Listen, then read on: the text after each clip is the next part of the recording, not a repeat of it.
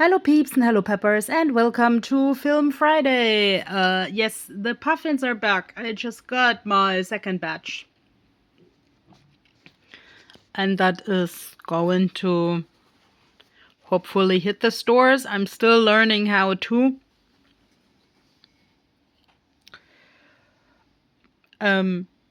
Today we are talking about a Friday film with another how-to, which is Pleasantville.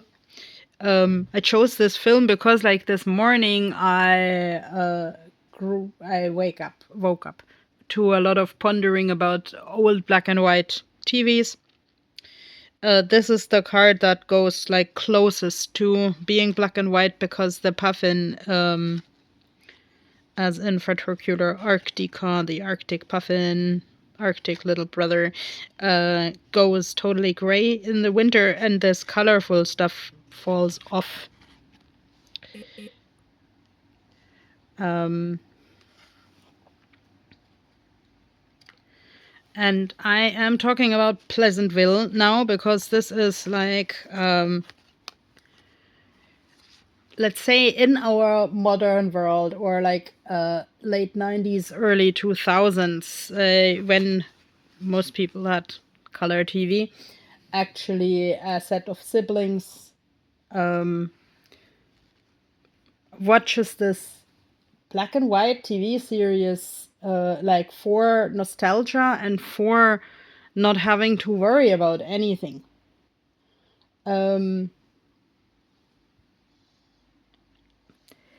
I know I'm going lots of but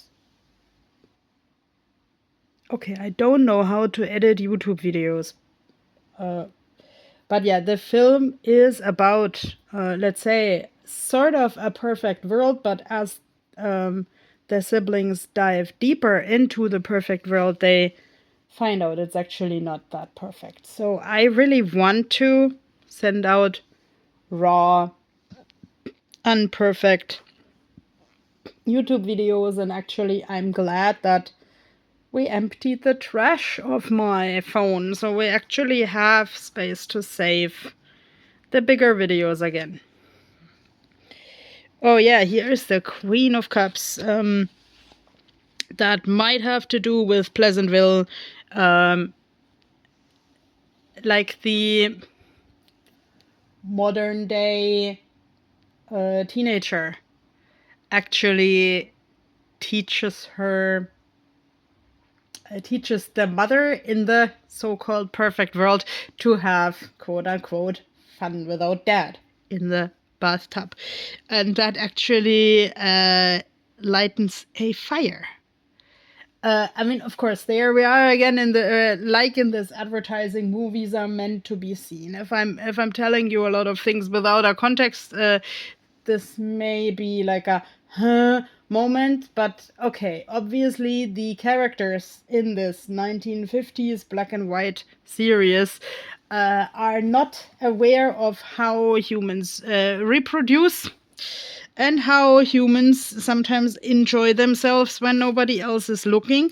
And yeah, because this dress looks so fiery, we should also emphasize that there is a fire engine car and a fire brigade, but let's say when Tobey Maguire calls fire, fire, the firemen just carry on reading their newspaper. But when he says cat, everybody jumps up and goes to rescue the cat from the tree, because Pleasantville, this TV world, is so supposedly fabulous that nothing burns here.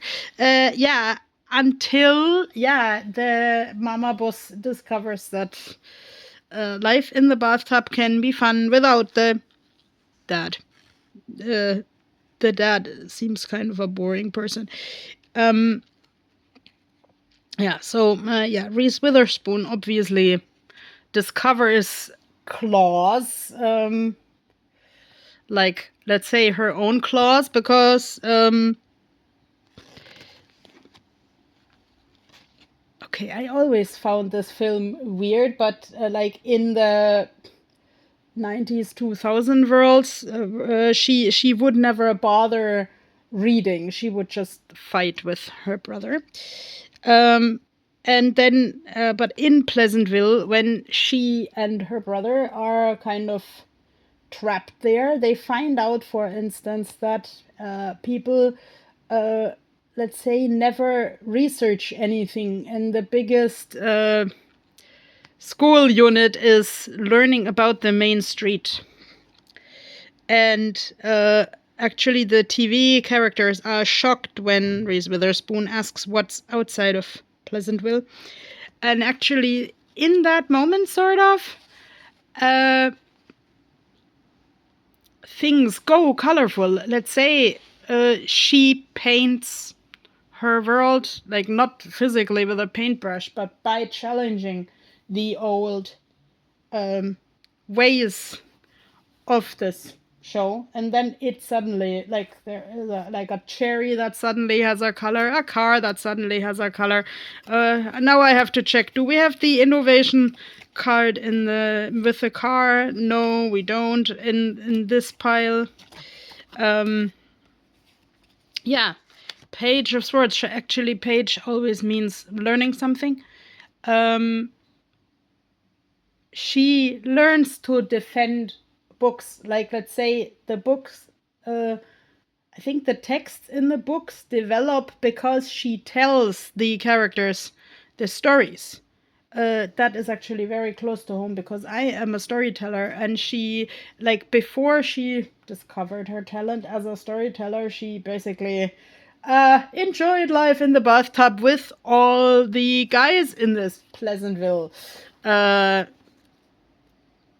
I don't know what to say about that, because like when like it was always told to me that in the 50s it was basically not a thing that the girls slept with multiple partners. Yeah, here we have the fire issue and the sausage issue. Yeah, so Pleasantville is so pleasant that the firemen never have any other errands than saving a cat from a tree. I would actually now wonder what episodes of Pleasantville then look like beyond this film, because if there is no conflict in a story, then the story is not interesting. Like, as a teenager, I actually had this dream world centered around a volcano that emitted a calming substance, so there was no conflict in this world. And that got really boring. And then, like, when I tried to write this up as a book years later, then my friends asked me, what's the conflict? And here we have the next burning sausage. Because actually, the conflict is that Pleasantville is so pleasant that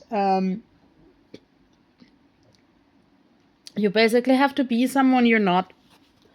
And the siblings are fed with really greasy pancakes in the morning. And I mean, don't get me wrong, there is nothing wrong with pancakes, but not in mountains of pancakes.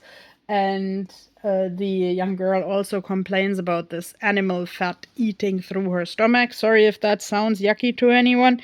And okay, this is, I think, the only movie where I ever have to tell the end. Like, let's say the young girl stays in the now a little bit more colorful Pleasantville world because she doesn't see herself able to go to college in the so-called real world. But the boy goes home to the, so to say, real world, and the mother tells him he has matured a lot. So actually, it's interesting that I have like 2-page cards for telling. Like, I'm picking up these cards really randomly, but yeah, I'm telling about a maturing process, or like the girl also finds I would say, niche where she has a chance to learn. and where that is important enough to her to put up with the very simple-minded rest of Pleasantville. And today I wish you just a pleasant day, and that you find something that you can learn and that fulfills you. Bye bye.